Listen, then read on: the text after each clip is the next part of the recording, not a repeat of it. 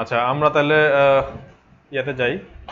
আমাকে একটা সাজেশন দেখাচ্ছে এখানে যে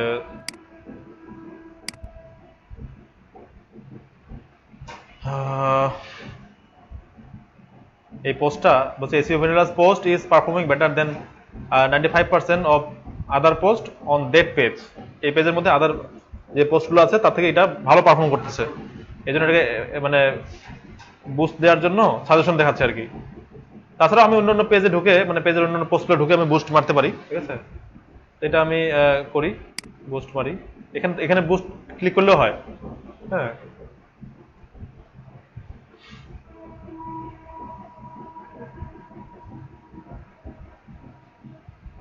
আচ্ছা বুস্ট মারবো। এখন আমি এখানে যে বিষয়টা দেখতে হবে সেটা হলো যে অডিয়েন্স।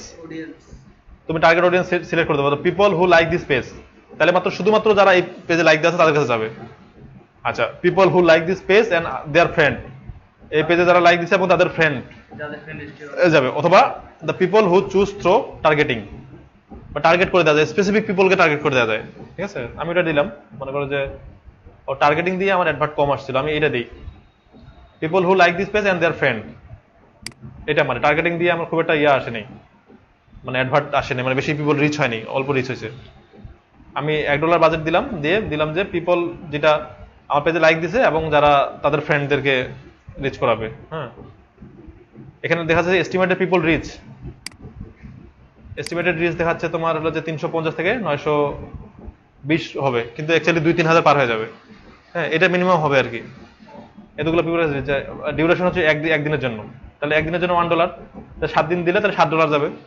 ক্যাম্পেইনটা একদিনের জন্য চলবে, ওই যেমন অ্যাডভার্টাইজ ক্যাম্পেইন দেয় আর কি। হ্যাঁ, ক্যাম্পেইনটা চলবে একদিনের জন্য, তার বাজেট $1। আমি যদি বাজেট দিই $5 আর যদি 7 দিনের জন্য দিই তাহলে কি $535 কাটা যাবে।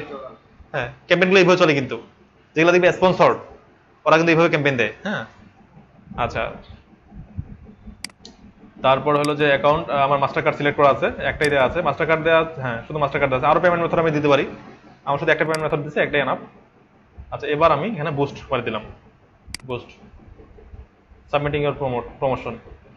এবার এটাকে রিভিউ করবে তোমার হলো যে ফেসবুক। এবার ক্লোজ করে দিলাম, বুস্টেড ফর $1।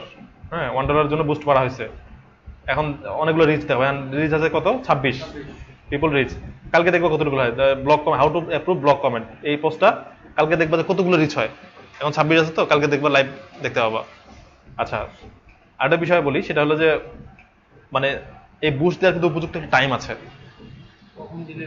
কখন দিলে বেশি ভালো, যখন বেশি পিপল অনলাইনে থাকে সেই সময়টাতে বুস্ট মারতে হয়, সন্ধ্যার দিকে। অ্যাকচুয়ালি যখন 6টার দিকে দিলে মানে আরো অ্যাডভার্টটা বেশি আসতো, এখনো আছে, এখনো মনে করো যে মানে 10টা পর্যন্ত, একটা পর্যন্ত প্রচুর মানে লোকজন লাইনে থাকবে।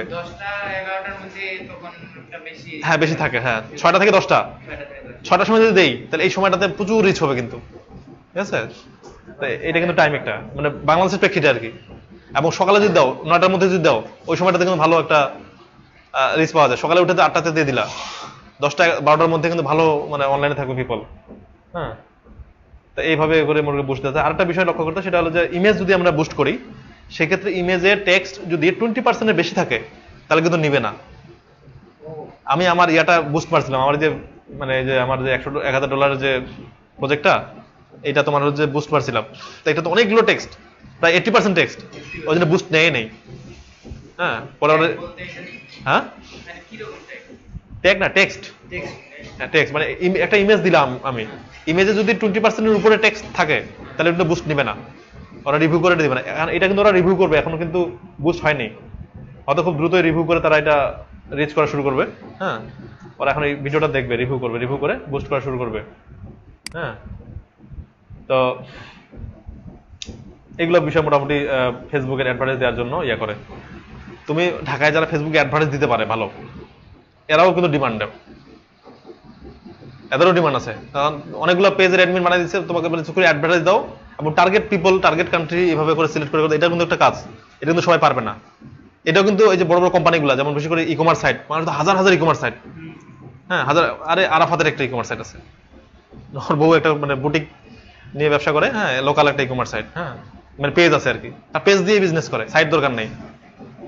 হ্যাঁ, পেজ দিয়ে বিজনেস করে। তো এরকম অনেকগুলো পেজ আছে, যেমন এই ধরো একটা বলি যে নাচ গার্ডেন, হ্যাঁ, NAZZ নাচ, যাই হোক এরকম একটা মানে আছে। তা ওরা হলো যে ইয়া দেয় তোমার শুধু এগুলা ক্যাম্পেইন করে।